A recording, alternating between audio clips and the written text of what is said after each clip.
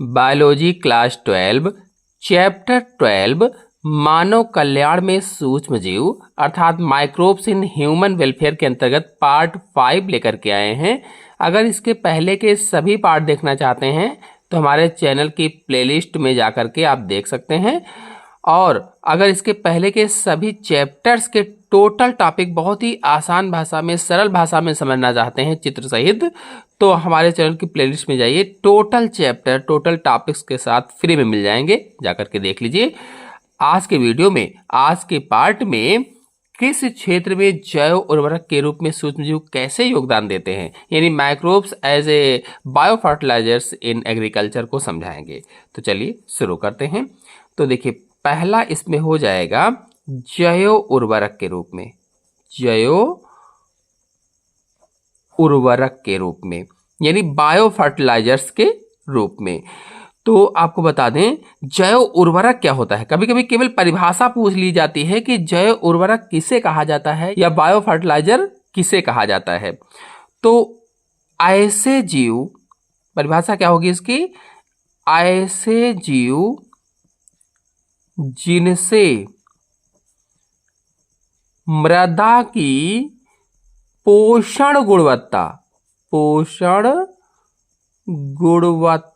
में वृद्धि होती है,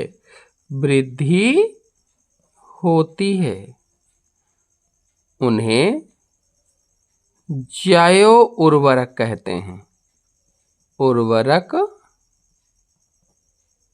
कहते हैं, कहने का मतलब ये हुआ कि जैव उर्वरक वह जीव होते हैं जिनसे मृदा की पोषण गुणवत्ता में वृद्धि होती है। अब कौन कौन से ऐसे होते हैं तो आपको बता दें, जो लेग्यूमिनेसी कुल है, लेग्यूमिनेसी जो कुल है, इसके जितने भी फसलें होती हैं, इनकी जड़ ग्रंथियों में राइजोबियम नामक जीवाणु पाया जाता है।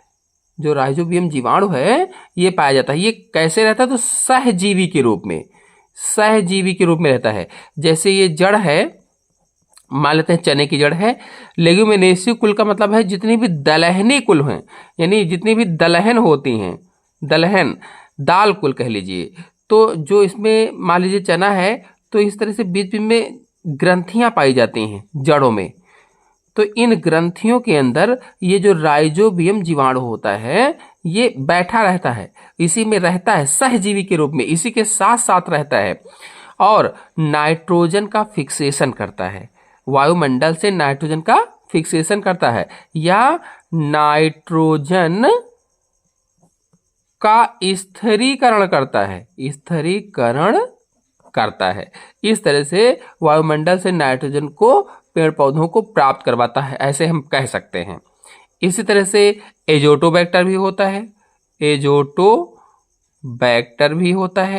जो एजोटोबैक्टर जीवाणु है ये मृदा में पाया जाता है, मृदा में मुक्त रूप से पाया जाता है, मुक्त रूप से मिलता है। जो हमारी मिट्टी होती है, मृदा क्या है, जो भूमि की ऊपरी परत होती है उसे ही मृदा कहा जाता है। तो ये एजोटोबैक्टर मृदा में पाया जाता है, जबकि जो राइजोबियम जीवाणु था ये दलहनी पौधों की जड़ ग्रंथियों में पाया जाता है। चाहे वो चना हो, अरहर हो, मटर हो, जो दलहनी पौधों की जड़ ग्रंथियां होती हैं उनमें पाया जाता है। इसी तरह से एजोटोबैक्टर मृदा में मुक्त रूप से पाया जाता है और जो वायुमंडल की नाइट्रोजन होती है उसका फिक्सेशन करता है या नाइट्रोजन का स्थिरीकरण करता है। ये एजोटोबैक्टर हो जाएगा। ऐसे ही एजोस्पाइरिलम होता है, प्रकार से एजोस्पाइरिलम होता है। ये भी मृदा में मुक्त रूप से पाया जाता है और नाइट्रोजन का फिक्सेशन करता है, मृदा में मुक्त रूप से मिलता है और नाइट्रोजन का फिक्सेशन करता है। ऐसे ही माइकोराइजा होता है। माइकोराइजा क्या है तो जो हमारा कवक होता है और जो पादप की जड़ें होती हैं इनका संबंध ही माइकोराइजा होता है। इन दोनों का संबंध क्या है, माइकोराइजा कहलाता है।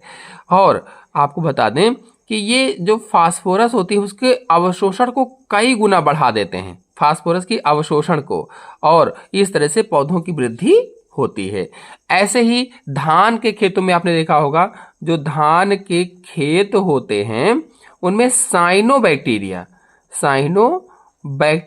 जो होती है, नीलहरी शैवाल कह लीजिए, साइनोबैक्टीरिया कहिए या नीलहरी शैवाल, चाहे वो एनाबीना हो, नास्टाक हो, ऑसिलेटोरिया हो, ये सभी जो वायुमंडल की नाइट्रोजन होती है उसका स्थिरीकरण करते हैं। जो साइनोबैक्टीरिया होते हैं ये वायुमंडल की नाइट्रोजन का स्थिरीकरण करते हैं, उसका फिक्सेशन करते हैं। तो ये पहला हो जाएगा जैव उर्वरक के रूप में या बायो फर्टिलाइजर्स के रूप में। अब कृषि क्षेत्र में जैव उर्वरक के रूप में अगला दूसरा पॉइंट क्या होगा, देखते हैं।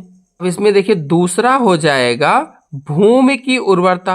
भूमि उर्वरता बढ़ाने वाले जीवाणु, यानी ऐसे बैक्टीरिया जो भूमि की उर्वरता बढ़ाते हैं। अभी पहले मैंने बताया था इसमें जैव उर्वरक या बायो फर्टिलाइजर्स, अब दूसरा है भूमि उर्वरता बढ़ाने वाले जीवाणु, यानी ऐसे जीवाणु जो हमारी भूमि होती है उस भूमि की उर्वरता को बढ़ाते हैं, और जो पौधे होते हैं, जब भूमि की उर्वरता बढ़ेगी पौधों को उससे ताकत मिलेगी और पौधे बहुत अच्छी तरीके से बढ़ते हैं। अब इसमें भूमि की उर्वरता बढ़ाने वालों में देखिए पहला होता है अमोनी कारक जीवाणु।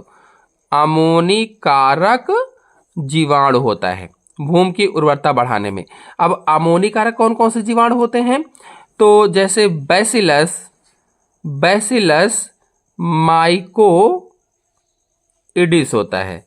जैसे बैसिलस माइकोइडिस अमोनी कारक जीवाणु होता है, ये एक अमोनी कारक जीवाणु मैंने यहाँ पर बताया है। तो ये क्या करते हैं जीवाणु कि भूमि में, जो हमारी भूमि होती है, भूमि में उपस्थित जो प्रोटीन होती है, भूमि में उपस्थित जो प्रोटीन होती है, या कह लीजिए कि प्रोटीन युक्त जो पदार्थ होते हैं, प्रोटीन युक्त जो पदार्थ होते हैं, इनको अमोनिया में चेंज कर देते हैं, अमोनिया में बदल देते हैं। जो हमारी मृदा है, जो हमारी मिट्टी है कह लीजिए, या जो हमारी भूमि है कह लीजिए, इसमें जो प्रोटीन युक्त पदार्थ होते हैं, प्रोटीन युक्त जो पदार्थ होते हैं, इसको किस में चेंज कर देते हैं, अमोनिया में बदल देते हैं या अमोनिया में चेंज कर देते हैं।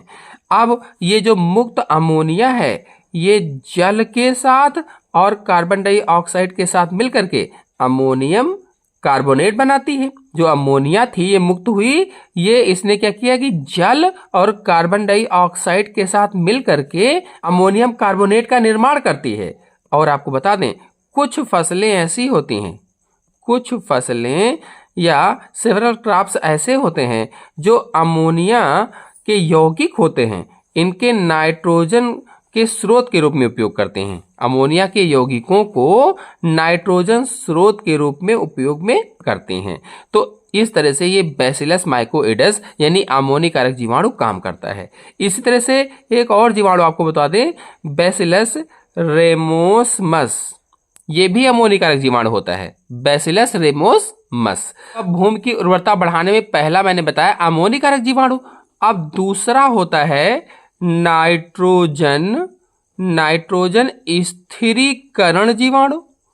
तो कुछ नाइट्रोजन स्थिरीकरण जीवाणु मैंने भी आपको बताया भी थे।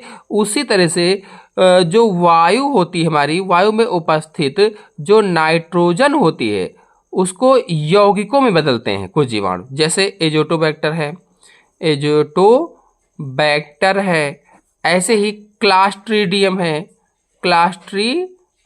होता है। ये जो जीवाणु होते हैं ये क्या करते हैं कि वायु में जो नाइट्रोजन होती है इसको नाइट्रोजन के यौगिकों में बदल देते हैं, नाइट्रोजन के यौगिकों में चेंज कर देते हैं, बदल देते हैं।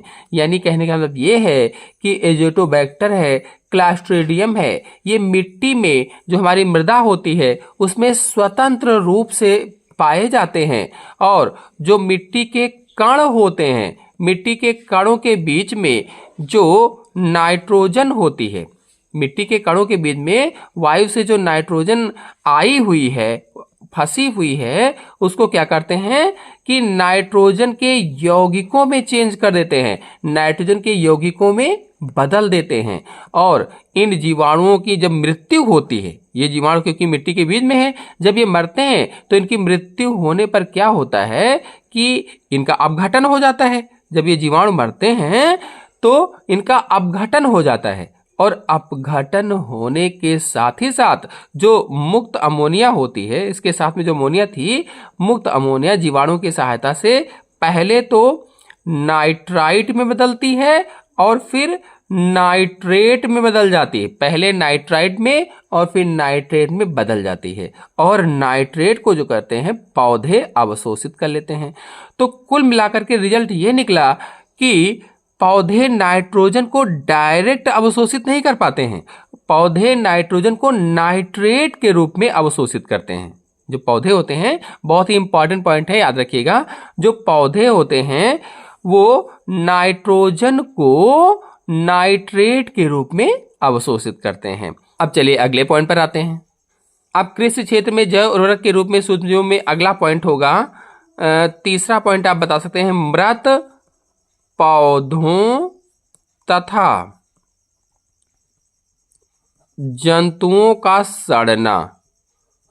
मृत पौधों तथा जंतुओं का सड़ना यानी जो कुछ जीवाणु होते हैं, जीवाणु कहो चाहे बैक्टीरिया कहो, कुछ जीवाणु क्या करते हैं कि जो हमारे पौधे होते हैं, जो पौधे होते हैं और जो जंतु होते हैं, जो पौधे हैं और जो जंतु होते हैं, पौधे और जंतुओं के जो मृत शरीर होते हैं, कह लीजिए इनके जो मृत शरीर होते हैं, इनको क्या करते हैं कि जटिल इनके यौगिक जो होते हैं उनको सरल यौगिकों में बदल देते हैं, सरल यौगिकों में चेंज कर देते हैं, विघटित कर देते हैं। जिससे क्या होता है, जो हमारा जल है, जो CO2 होता है, जो नाइट्रेट होता है यानी NO3 होता है, जो सल्फेट होता है, ये सब क्या है मिट्टी में मुक्त हो जाते हैं। जो हमारी मिट्टी होती है, जो हमारी मृदा होती है, उसी में मुक्त हो जाते हैं, उसी में कह लीजिए कि मिल जाते हैं। और इनके मिलने से क्या होता है कि भूमि की उर्वरा शक्ति बढ़ती है, भूमि की उर्वरा शक्ति बढ़ जाती है।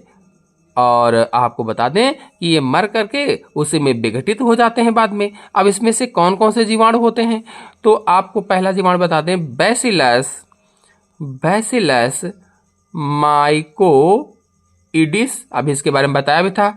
ऐसे ही एक और होता है बैसिलस रेमोसमस, ऐसे ही एक और होता है बैसिलस वुल्गेरिस, वुल्गेरिस। तो ये कुछ जीवाणु होते हैं। और फिर और इसके बाद में आप बता सकते हैं सल्फर जीवाणु, सल्फर जीवाणु। ये जो सल्फर जीवाणु है, इसमें से जैसे थायोबैसिलस, ये सल्फर जीवाणु कहलाता है। जो थायोबैसिलस है ये सल्फर जीवाणु कहलाता है। और कहाँ रहता है, तो भूमि में रहता है, भूमि में रहता है या मृदा में रहता है। और आपको बता दें जो प्रोटीन युक्त पदार्थ होते हैं, प्रोटीन युक्त जो पदार्थ होते हैं, इनको सड़ने से उत्पन्न जो प्रोटीन युक्त पदार्थ हैं, ये जब सड़ते हैं तो सड़ने से H2S है, इसको सल्फ्यूरिक अम्ल में बदल देते हैं। जो सड़ने से उत्पन्न होती है H2S, तो इसको क्या करते हैं, सल्फ्यूरिक अम्ल में बदल देते हैं। भाई प्रोटीन युक्त जो पदार्थ होते हैं, ये जब सड़ते हैं मिट्टी में तो H2S उत्पन्न होती है। तो ये जीवाणु क्या करते हैं कि H2S को सल्फ्यूरिक अम्ल में बदल देते हैं।